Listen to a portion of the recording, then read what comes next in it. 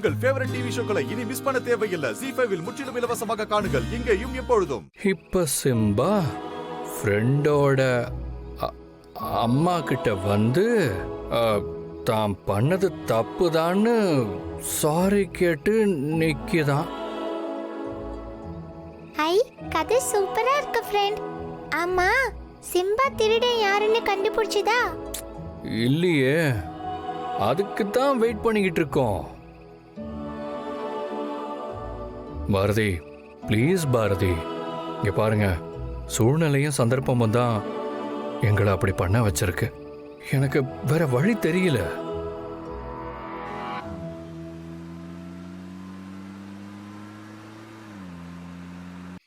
கம்பெனில நிறைய கையாடல், அது என்னன்னு கண்டுபிடிக்கதான் கேஷவோட ஹெல்ப்போட நானும் உங்கள ஒருத்தரா உள்ள வந்தேன். மற்றபடி உங்களையோ இல்லை தமிழையோ ஏமாத்தணுங்கிற எண்ணம் சத்தியமா எனக்கு கொஞ்சம் கூட இல்லை. ப்ளீஸ் பாரதி, புரிஞ்சுக்கோங்க. இப்படி கல்யாணத்திலிருந்து பாதியில போனீங்கன்னா என்னால் கடைசி வரைக்கும் அந்த குற்ற உணர்ச்சியிலிருந்து வெளியே வர முடியாது. ப்ளீஸ் பாரதி, என்னை மன்னிச்சிருங்க. அம்மா, ஃப்ரெண்டு பாவம்மா. நம்ம மண்டபத்துக்கு போலாமா? தமிழ், நீ பேசாம இரு. ஆதி, நீங்க பேசுறது எல்லாமே உங்க பாயிண்ட் ஆஃப் வியூ. ஆனா பாதிக்கப்பட்டது நாங்க. இனிமே நீங்க என்ன சொன்னாலும் உண்மையதான் சொல்றீங்களான்னு எனக்கு சந்தேகமா தான் இருக்கும்.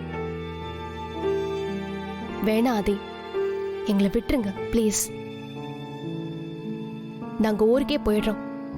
இந்த மைண்ட் செட்டோட என்னால உங்க கல்யாணத்துல இருக்க முடியாது. பாரதி, உங்களுக்கு நான் எப்படி புரிய வைப்பேன்? நான் உங்ககிட்ட உண்மையை சொல்லலைன்னு இன்னொரு தயக்கமும் இருந்தது. எங்க நான் தான் எம்டிங்கிற உண்மை உங்களுக்கு தெரிஞ்சா நீங்க என்கிட்ட இப்ப பழகுற மாதிரி எப்பவும் இருக்க மாட்டீங்கன்னு நினைச்சதான் நான் அந்த உண்மையை மறைச்சேன். அந்த பயமும் ஒரு காரணம்தான். ப்ளீஸ் புரிஞ்சுக்கோங்க பாரதி.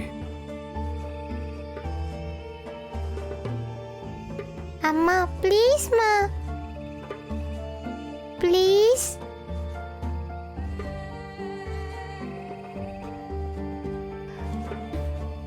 ஆதி, நீங்க சொல்றதெல்லாம் புரிஞ்சாலும்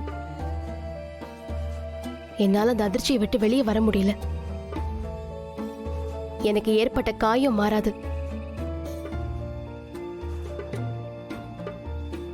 இருந்தாலும் நீங்க இவ்ளோ சொல்றதுனால நாங்க கல்யாணத்துக்கு வரோம்.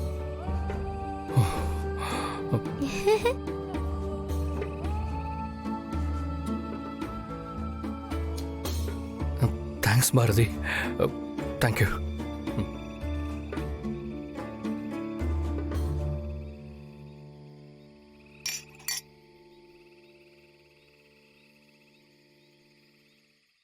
ZEE5 ஆப்பை டவுன்லோட் செய்து அனைத்து எபிசோடுகளையும் இலவசமாக பாருங்க.